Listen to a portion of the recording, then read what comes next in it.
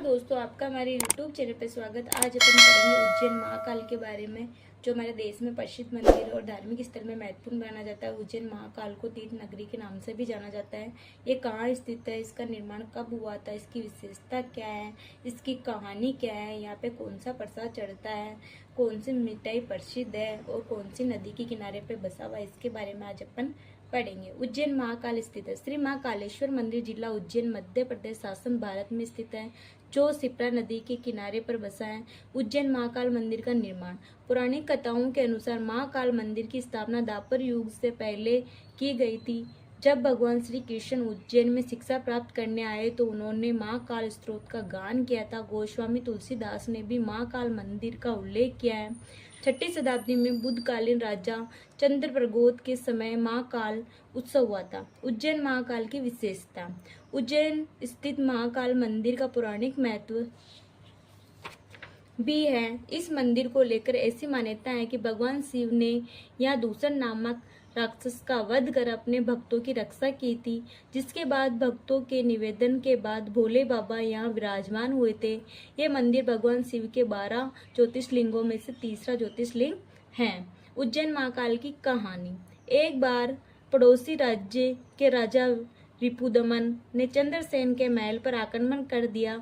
इस दौरान दूषण नाम के राक्षस से भी प्रजा पर अत्याचार करना शुरू कर दिया। राक्षस के अत्याचारों से पीड़ित होकर प्रजा ने भगवान शिव का आह्वान किया।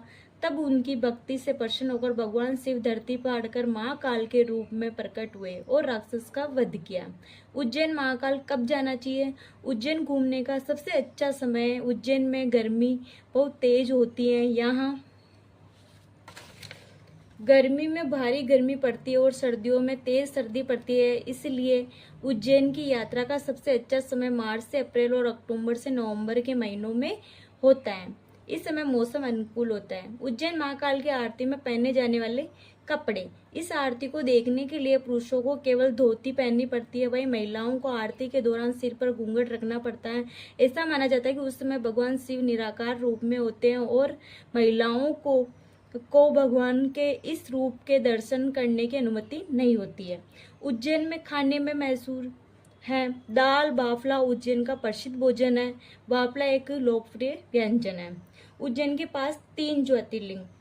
देश भर में स्थित 12 ज्योतिर्लिंगों का महत्व बताया गया है, परंतु तीर्थ की नगरी उज्जैन महाकाल शिवलिंग को विशेष शिवलिंग की मान्यता प्राप्त है। महाकालेश्वर ज्योतिर्लिंग 3 हिस्सों में है। निचले खंड में महाकालेश्वर, दूसरे खंड में ओमकारेश्वर और तीसरे खंड में नागदेश्वर शिवलिंग विराजमान है। उज्जैन किस कपड़े के लिए प्रसिद्ध है? पारंपरिक बाटिक प्रिंट शैली पर आधारित बेरूगढ़ प्रिंट एक प्रसिद्ध कपड़ा डिजाइन है, जिसकी उत्पत्ति उज्जैन शहर के पास बेरूगढ़ गांव में हुई थी। महाकाल उज्जैन में रात क्यों नहीं रुकते हैं?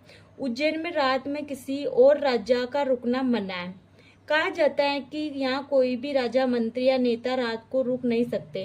ऐसा इसलिए माना जाता है कि उज्जैन के लोगों का कहना है कि यहाँ केवल एक ही राजा है और वह है बाबा महाकाल।